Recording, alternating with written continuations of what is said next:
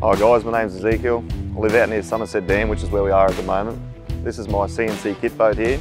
Yeah, this is the 8000 Barra as they've named it. It's a lighter hull. Yeah, we like to get out on the dam obviously because it's nice and close to home. I'm only about 6 minutes from the ramp, so that works really well. And yeah, get out into Moreton Bay, try and head out the front of Moreton when the weather's good. Obviously we never get a good day when we've got a day off, but it is what it is.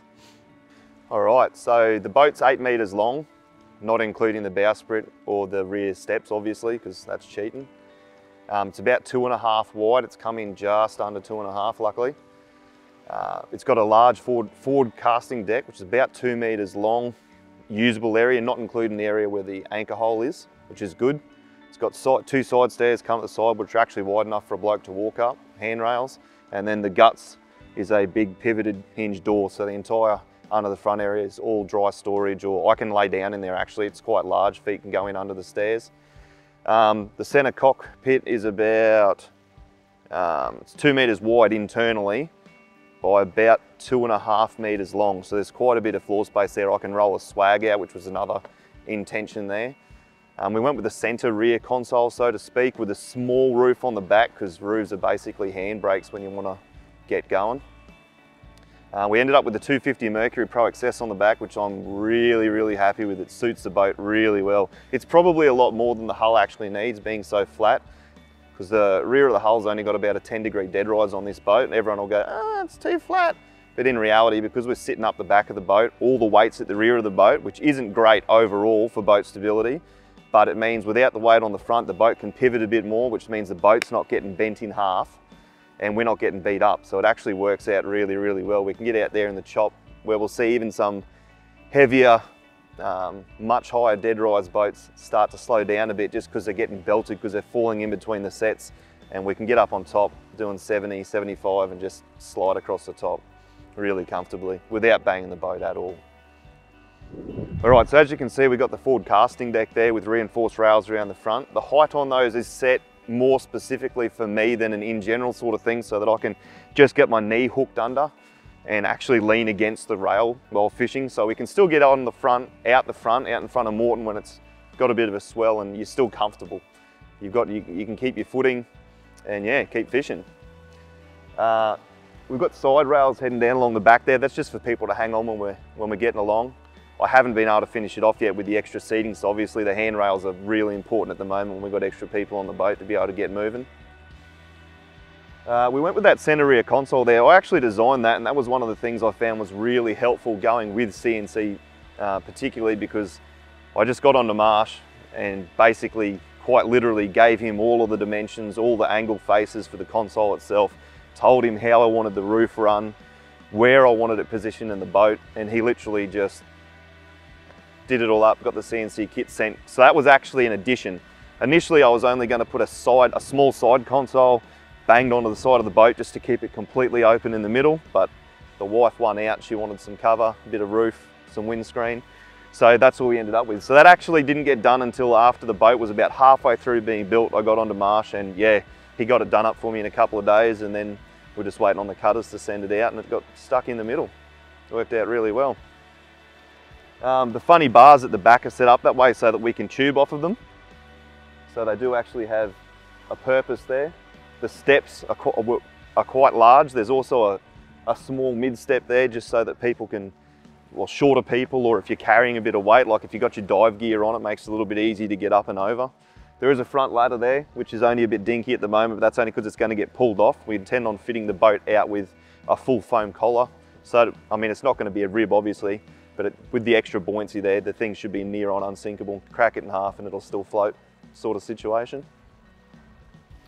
We haven't got a huge number of rod holders on there at the moment. We've only got 6 in-gunnel rod holders, but that's because we intend to put just clamp-ons onto the rails, which is another reason why the rails are where they are, so we can just move things around as we find necessary. As a pure fisher, the boat could be slightly annoying to some people because of the rear console there. You do lose the back of the boat for fishing, but what we lost there, we gained then in the middle cockpit there. Like I said, I can roll my swag out. If you actually want to get a bunch of people out on the boat, there's enough room there. We can quite comfortably fish 6 boats off the boat and still have room for a couple extra people that are just sinking tins, or, you know, what people normally do when they go fishing. So yeah, what we lost in some areas, as usual, boat equals compromise. We've made up for in usability for what we actually use the boat for.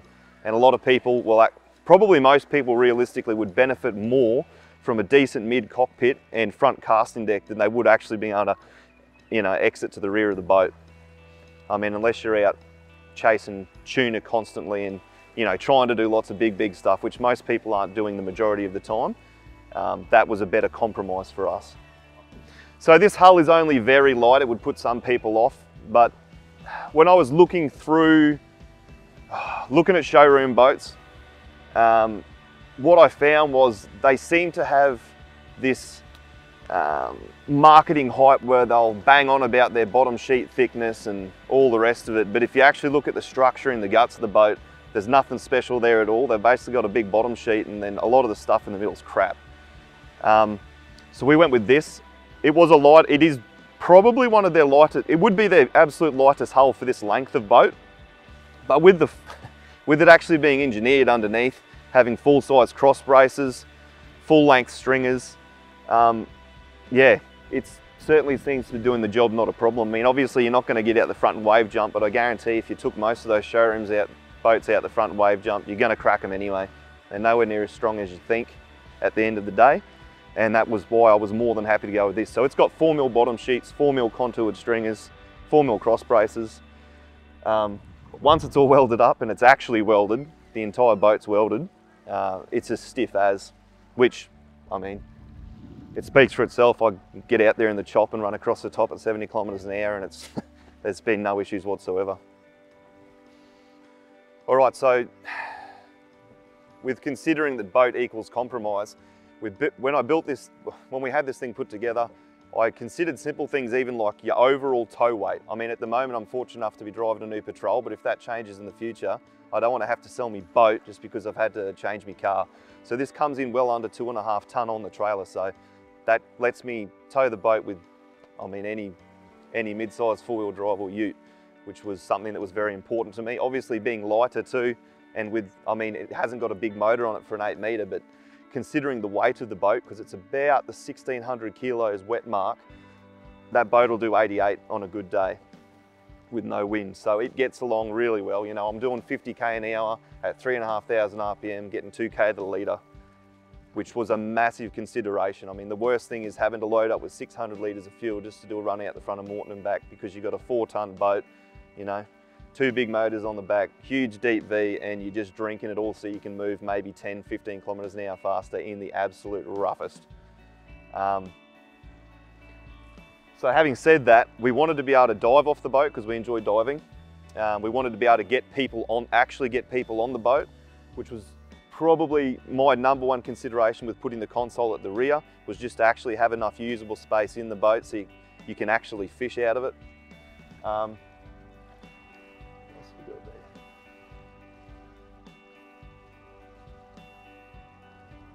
Yeah, overall cockpit space was the main priority. I mean, every boat I've been on, and I'd consider this a small boat now, you know, like once you're on it and you start using it, you always find you could use more. The bigger boat you can get on the water, the better off you are in pretty much every condition. I mean, unless you're trying to go super skinny, get your best bang for buck size-wise. You can't make up for that later, no matter how much electronics you put on it, how big a end-up motor, oh, we change your fuel tanks out.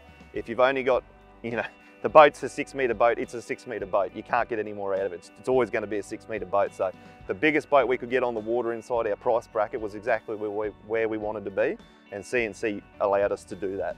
And with total control of the modifications, I mean, obviously they're looking at it from the structural side. So when I simply put out there how I wanted things changed, there was no real backwards and forwards. I'd say make it look like this, and they'd come back and go, this is where we got to and this is why. And it was just done and dusted in a heartbeat. It was good.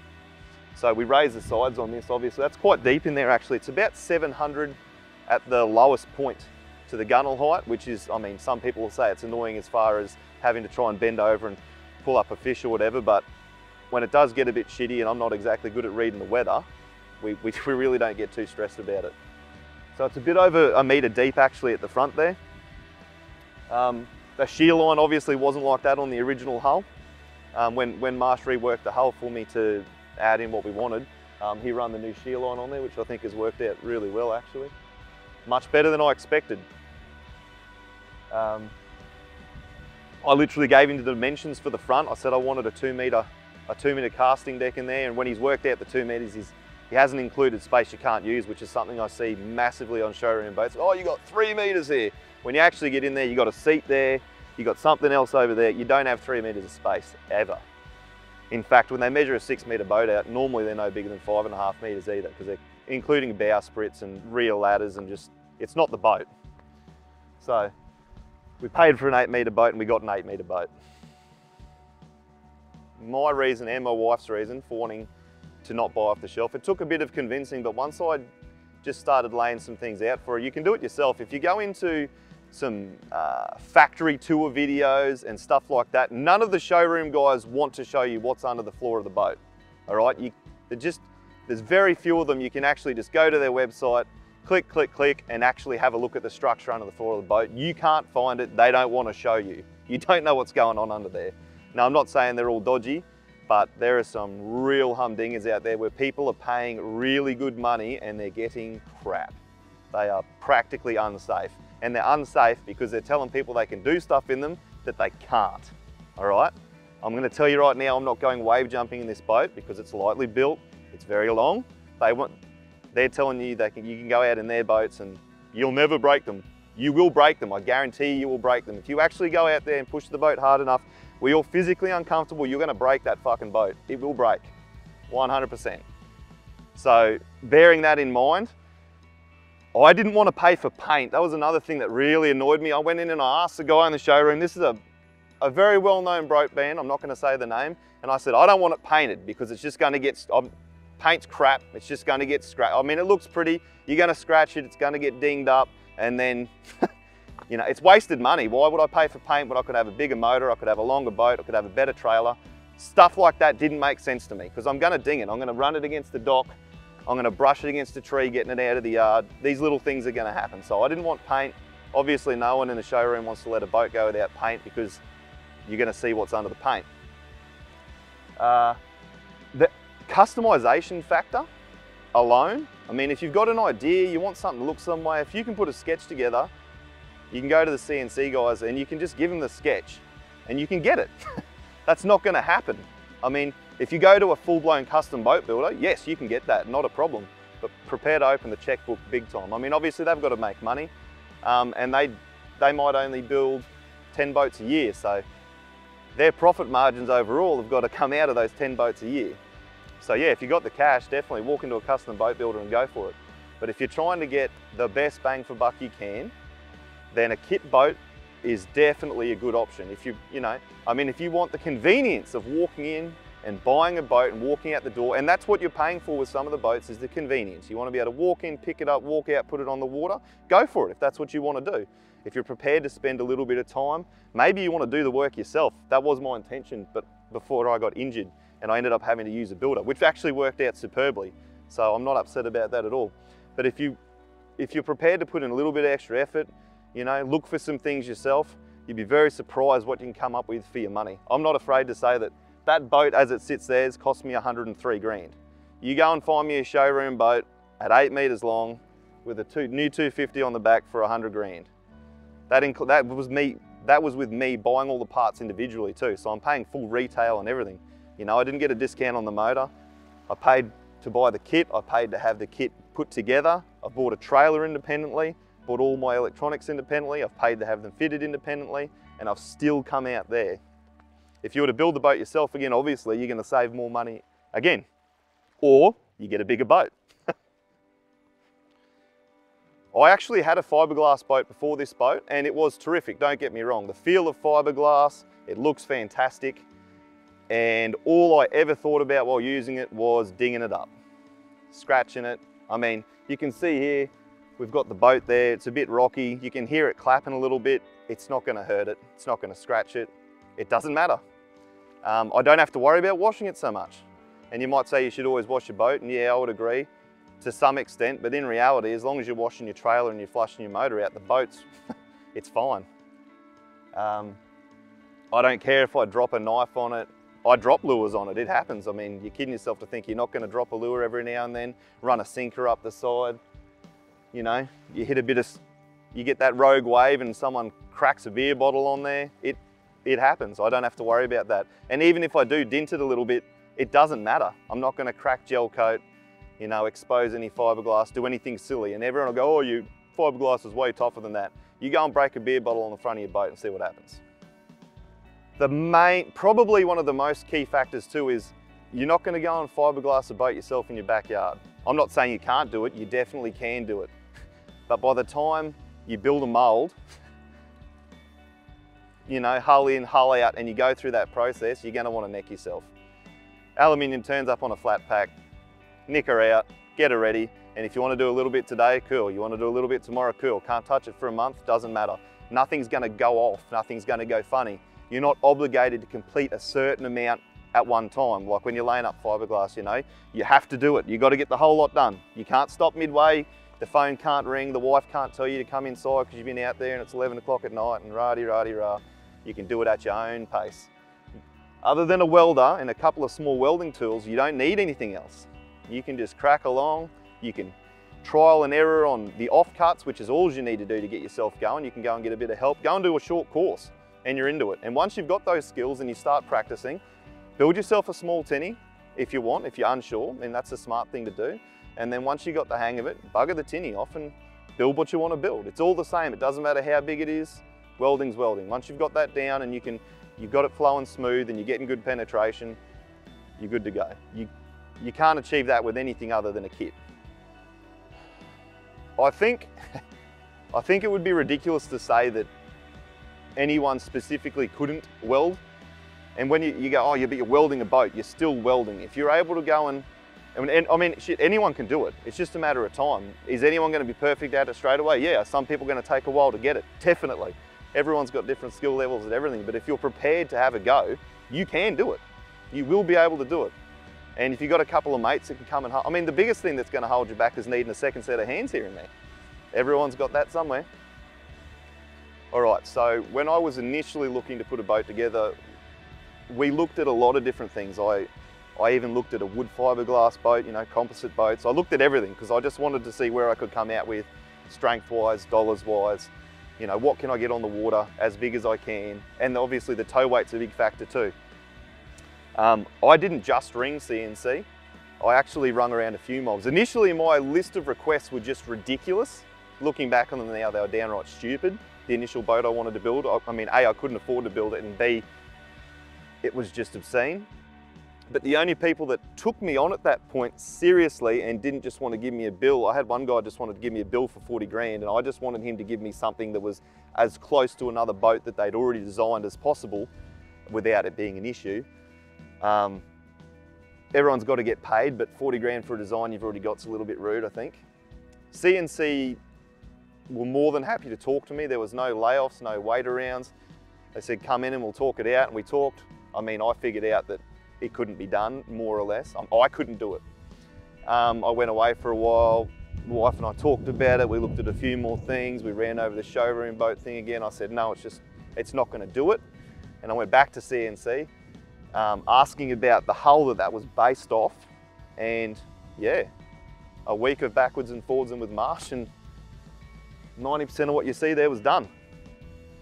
Right, so just before Christmas, I did my tricep tendon in, so I was unable to build the boat, but I wasn't gonna not build the boat. So we started looking around for fabricators. We looked at custom boat builders, because there's plenty of places. There's a ridiculous number of places where you could literally just ring up, say you've got a kit boat, and they'll put it together for you. You're not short on that sort of thing. My big thing was time. I have a certain amount of time off every year at the same time, and I wanted the boat for that period. There's nothing worse than getting a boat later than you can use it and having to wait 12 months for that to come around again. We did look at a custom boat builder actually. I mean, and the boat looked great and everything was, I mean, it was great. It's just the timing didn't work out. And I'm glad, because we've ended up where we are, which is, I think we're far better off with what we've ended up with. Once I said that I was gonna have to use a builder, obviously, because I was injured, Marsh started throwing up names of people that they use. I talked to one other bloke, I rung a few. Obviously timing wise it didn't work out, and then out of the two that were working timing wise, Sean gave me the best quote, and I just liked dealing with him. He was easy to talk to, you could get him on the phone. And you can't do that with some people. Like, I suppose you could call it the used car salesman syndrome. You know, once they're hooked, you know, they got you on the hook, you're not really a priority anymore. I never had an issue. I'd send him a text whenever, he'd get back to me when he could. I'd send him a text on the weekend, and sometimes he'd reply to me even on the weekend. It worked well. I'd happily use him again. I mean, if at any point I wanted to build another boat and I was unable to do it, I would more than happily use Sean. He gave me a fixed price quote because obviously the CNC team were able to run him through the kit, show him so that he could work out what it was going to cost. It ended up going a little past where he thought it would, but he maintained his quote, which I thought was excellent, and I chucked in a couple of dollars because, oh shit, he did the right thing by me. Yeah, so that's Sean down at Gold Coast Metal Solutions there. And picking and going with him too was a logistical thing for, well, it wasn't a good, it was a negative logistical for me, obviously, because for me it was about 2.5, 3 hours of traffic to get down to see him. So I actively made the decision. I went down, I spoke to him, I went down and saw the shop, and I actively made the decision that he was the builder I was going to use for the job. And then, you know, he allowed me to drop in whenever I wanted. I drove down once or twice a week, every week while the boat was being built, dropped in, said hi to him and the boys, and yeah, it was never an issue. The door was never shut, come in. He went in and did some weekends there, so to make sure that the boat would come out in time. So yeah, Gold Coast Metal Solutions got the job done for me. So expectation versus experience, I'd say it worked out better than I expected. That's not to say I thought I was going to get a shit result. It's just that everything went smoothly.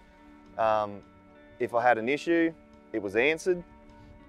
I was able to change things. I mean, I don't want to say Marshall changed stuff as much as you want without any issues whatsoever, but if he come up with something and I was like, no, that's not quite it, you know, change it a little, he'd change it, oh, change it again, until it got right. And I was really, really, really happy with that.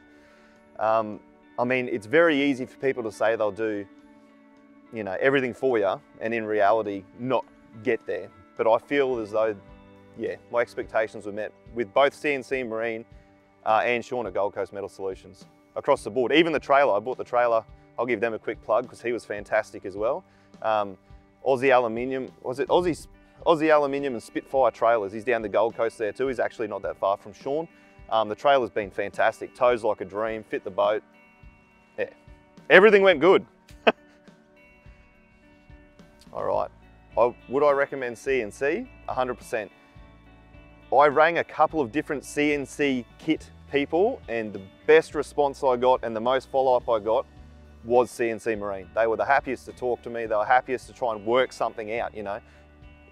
I think the biggest downfall maybe for CNC Marine is they've got so much more available than what's on their website, you know. If you've got an idea, someone else has had it, let's be honest, there's no such thing as original thinker out there. If you've got an idea, ask them. They might already have something that fits exactly what you're looking for. I found the biggest problem for me with the CNC kit boats across the, I mean, I even contacted people in America, I contacted a guy in Canada, like I really, really looked around. And the biggest problem was you just need to ask. If you got to not be shy. You got to pick the phone up, ring someone, send an email, send a photo, show them what you're looking for, and let them get back to you, and they will. So CNC Marine would be best suited for someone that was prepared to take their time maybe a little bit, because obviously if you can walk into a showroom, pick a boat up, take it out, put it on the water, that could literally take you 6 hours if you've got the cash sitting there and you're ready to go. But if you wanted something a little more personal, or you wanted something you could do yourself, if you really wanted to customize something, if you were very interested in the structure of the boat and you wanted to make sure that what was under your feet was actually going to keep you alive if something went bad, CNC Marine kits would be the way to go for you. I mean, you could go stupid. I mean, if you wanted to go proper crazy, and heaps of blokes do, you know, if you wanted to get the kit and have it finished off like a showroom boat, go for broke. Why not? It's your money. It's probably, I wouldn't even say that it would end up costing you more in the long run because of that compared to a showroom boat. Because if you know, 15 minutes of looking around on the net and you'll see the price you're paying for a showroom boat regardless. And you can be as budget friendly or spend as much money as you want. It's entirely up to you. All right, so CNC Marine kit's for the person that knows what they want. And if you maybe don't know exactly what you want now, a quick chat with the boys, draw a few pictures. You don't even have to be a good drawer. They're gonna get what it is you're trying to get out of it. Take random pictures off other boats, get them off the net. You'll be able to come up with what you are looking for, and at that point you can actually get what you're looking for. You know, they can put a kit together for you that will actually meet your needs, you know. Maybe you're you want the space, you just want the physical space on the boat without paying $1 million to get there like what I wanted. Or you want a smaller tinny. I mean, even buying a smaller tinny, when you consider, you look at their smaller tinnies, you might have 3mm sheet, 3mm fabricated sheet. So you got proper stringer, proper cross braces. You've really stepped out of the world of tinny. You can't compare that to going and buying a showroom tinny.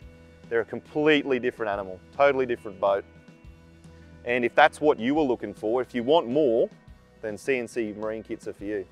All right, so my one and only piece of advice, because it's probably all you need, is figure out what you want. Do some research, take some photos, get on YouTube, watch other people's fishing videos and see how they're using their boats. If you're not quite sure what you do and don't need, have a look around and see what other people are doing.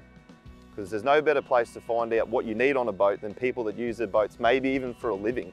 You might even look at, say, a lobster boat or something just utterly ridiculous and go, well, what is it on there that you like? You like having a bit of deck space and you like having a nice solid cabin. That might be the only two features that really concern you. The size, not so much. And then you can go to them and say, look, this is what I'm looking for, and they can get it done. That's all you need to worry about, figuring out what it is you want to use the boat for. I mean, they can help you with the rest if you can't do it yourself. All right, so the boat itself has made my ideal boating experience different. I mean, being able to just go out, you know, wake up, get the missus up, jump in the boat, head down, chuck it in the water, run around, come back, flush the motor, flush the trailer, put it away. I'm not worried about cleaning fiberglass or doing anything else ridiculous. You know, I've got everything I need because it's what I asked for, not what I had to compromise. I mean, there's always a compromise, but I compromise less, far, far less with what I have done than what I would have been doing if I'd gone and bought an off-the-shelf boat. Yeah, the boat's turned out great. I love the boat.